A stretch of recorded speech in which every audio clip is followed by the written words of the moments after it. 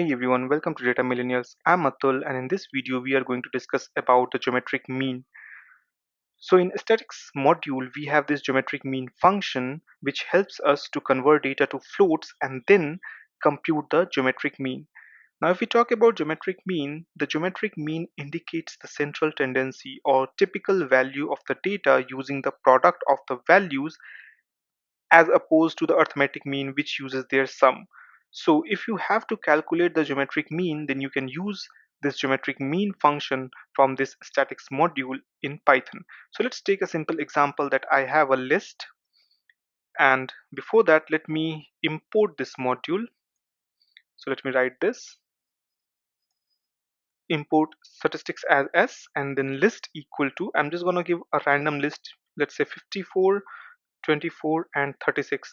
Now if I want to calculate the geometric mean for this, I can simply say print s dot geometric mean, and then I have to give my argument.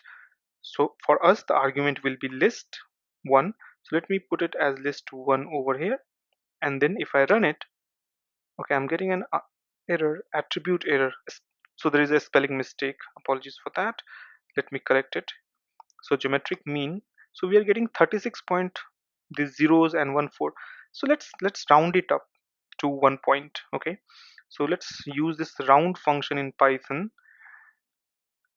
and we have to give the argument 1 over here. So now if I run it, I can get the value as 36.0.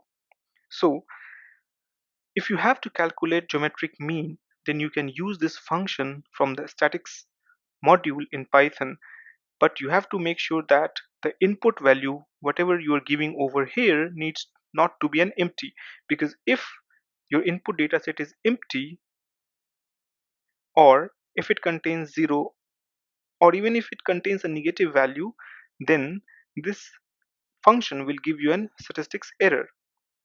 Happy learning and see you in the next video.